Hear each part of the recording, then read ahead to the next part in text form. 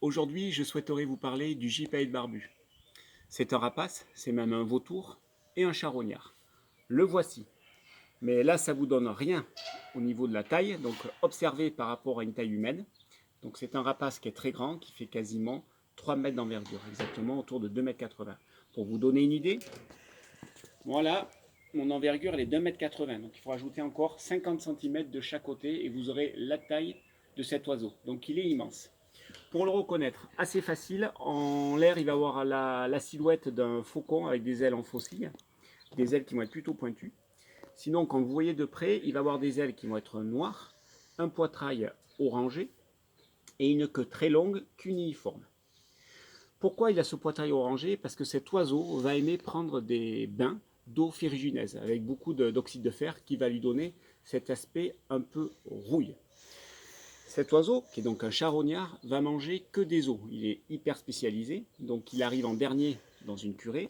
Il va manger des os jusqu'à 30 cm de taille parce qu'il a un bec qui est très élastique qui lui permet de rentrer ses os.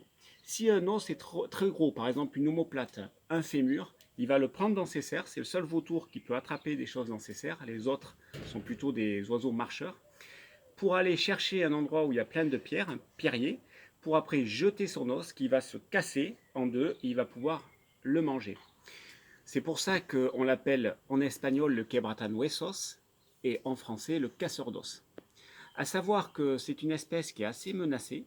Il n'y a qu'une cinquantaine de couples sur le versant nord des Pyrénées françaises, parce que tout simplement il a été d'abord très chassé, puis après il a eu des problèmes d'empoisonnement, et aussi il a un taux de reproduction qui est très faible.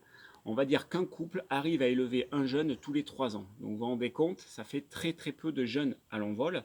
En plus, sa maturité sexuelle n'apparaît qu'à partir de l'âge de 6-7 ans. Donc voilà, après il est assez facile à voir parce que comme tous les vautours, il ne va pas chercher à se cacher. Donc vous observez un petit peu les crêtes en montagne et vous risquez de le voir. Pour ceux qui sont du coin, ils volent très souvent près du col d'Aubisque et au niveau des crêtes blanches. Voilà, à bientôt pour une prochaine vidéo.